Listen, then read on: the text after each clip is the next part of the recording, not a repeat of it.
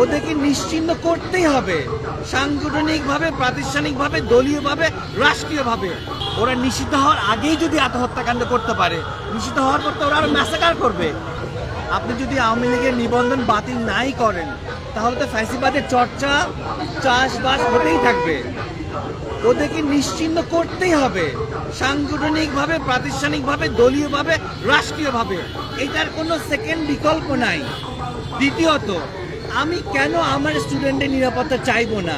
যেই স্টুডেন্টদের নিজেদের জানের বিনিময়ে, তাদের শরীরের বিনিময়ে, তারা তাদের পরিবারকে হারিয়েছে, পরিবার তাদের সন্তানদেরকে হারিয়েছে, যার বিনিময়ে আজকে এই গভর্নমেন্ট বসে আছে। এই গভর্নমেন্টে জুলাই বিপ্লবের গভর্নমেন্ট, তাই না? তো তাদের নিরাপত্তা আমি চাইতে পারি না? তারা কেন এখন চোরা হত্যার শিকার হবে? আজকে 5টা হয়েছে, কালকে 500টা হবে, তারপর 5000 হবে। তখন পর্যন্ত আমরা বসে থাকবো? আমরা তো কালক্ষেপণ করবো না। কালক্ষেপণ আপনারা করছেন। আপনাদের অজস্র সময় আছে কনসার্টে যাওয়ার, আপনাদের অজস্র সময় আছে বিতর্কিত উপদেষ্টার ডিরেকশনে সিনেমা মহরতে যাওয়ার। আমাদের সেই সময় নাই।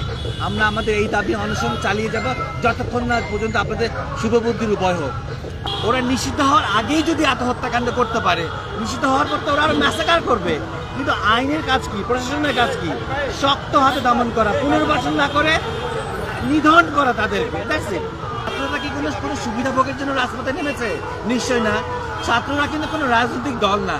ছাত্ররা আপামর জনগণের, বাংলাদেশের হৃদস্পন্দন। আপনার হৃদস্পন্দন বন্ধ হয়ে গেলে আপনার কিন্তু জীবন শেষ। সো এইটাকে টেকনিক্যাল কোশ্চেন নেওয়ার কোনো সুযোগ নাই। ওরা কোনো স্বার্থের জন্য আসে নাই। ওরা শুধুমাত্র দেশকে ভালোবাসে, লাল সবুজে পতাকাকে ভালোবাসে, নিজের জীবনকে উৎসর্গ করেছে। ওরা কোনো বেনিফিটের জন্য করে না। বেনিফিট সবসময় করেছে যারা মসজিদে বসে। এখন যারা করছে, পূর্ব যারা করছে, তারাই করে।